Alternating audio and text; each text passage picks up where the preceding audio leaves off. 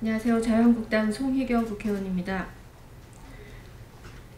사이버 안보에 눈감은 9.19 남북군사협의, 정부는 가짜 평화로 눈속임 하지 말라에 대한 성명서 낭독을 하겠습니다. 북한의 사이버 해킹으로 대한민국이 통째로 뚫리고 있는데 대한민국 정부는 과연 무엇을 하고 있는가? 굳건한 사이버 안보는커녕 뚫린 구멍은 점점 커지고 있다.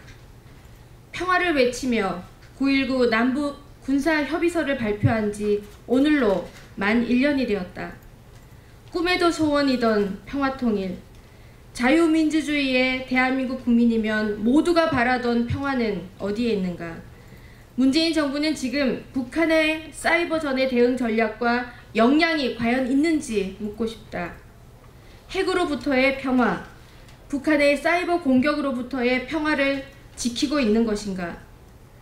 9.19 남북 군사 합의에는 사이버 공격, 사이버 안보에 대한 그 어떠한 언급도 없는 반쪽짜리에 불과했다. 국민과 국회와 청와대와 심지어 정부, 지자체까지 한마음으로 국민의 안위를 지키고 평화를 구축해야 할 이 시점에 무수한 사이버 해킹으로 시작한 공격이 사이버전으로 확대될 수 있다는 것에 평화를 바라던 국민의 희망은 1년간 철저히 짓밟히고 있는 중이다. 북한의 광범위한 해킹 공격 등 사이버 공격은 전 방위로 확대되고 있다. 지난 2월 미국과 북한의 하노이 회담이 열리는 동안에도 북한은 미국, 유럽 등 서방 기업 100곳을 대상으로 한 해킹을 시도한 정황이 드러난 바 있다. 지난 7월에는 UN 안전보장이사회 산하 대북제재위원회가 북한이 최고의 해킹 국가이고 또 대한민국이 북한의 해킹의 최대 피해국이다라고 발표한 바 있다. 미 재무부는 올해 9월 13일 지난 2016년 국방망에서 한미연합작전계획 5015 등 군사기밀을 대거 유출했던 해킹 사건의 주범으로 북한 해킹그룹 안다리에를 지목했다. 또한 북한 이외의 세계 해킹그룹에 대한 제재에 들어갔다. 지금 이 순간에도 사이버 해킹은 계속해서 증폭되고 있고 지난 7월과 8월에는 북한 추정되는 해커 조직이 심지어 국회를 상대로 해킹을 시도하기까지 했다. 외통위, 정보위, 국방위 등 안보와 외교 상임위 소속 25개 의원실이 공격 대상이 되었었다.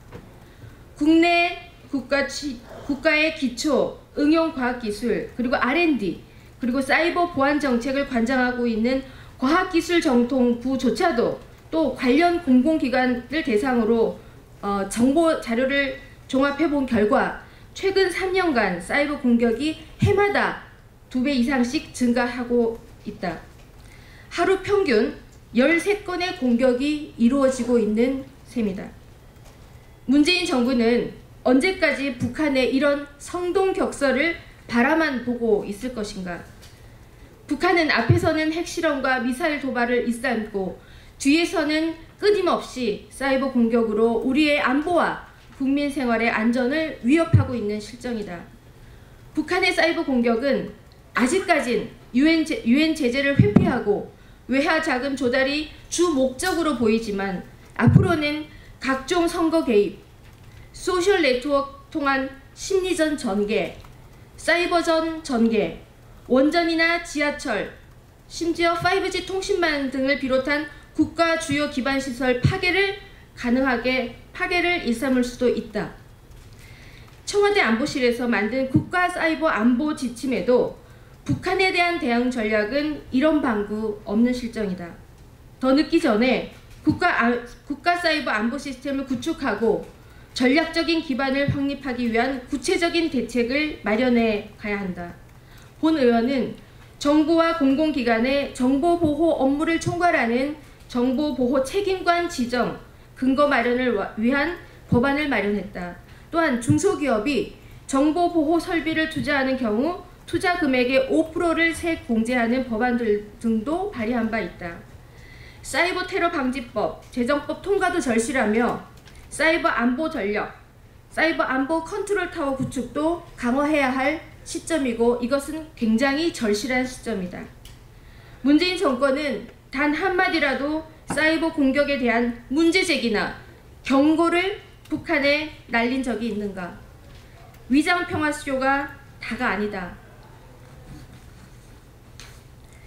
제대로 된 사이버 안보와 국가 안보 그리고 국민 평화를 위하여 대통령과 집권 여당은 지금이라도 대우각성하고 관련 제도 개선과 제대로 된 메시지, 제대로 된 사이버전에 대한 대응 전략 그리고 북한에 대한 엄중 경고를 해야 할 것으로 강력하게 촉구하는 바이다. 2019년 9월 19일 자유한국당 국회의원 송희경 이상입니다.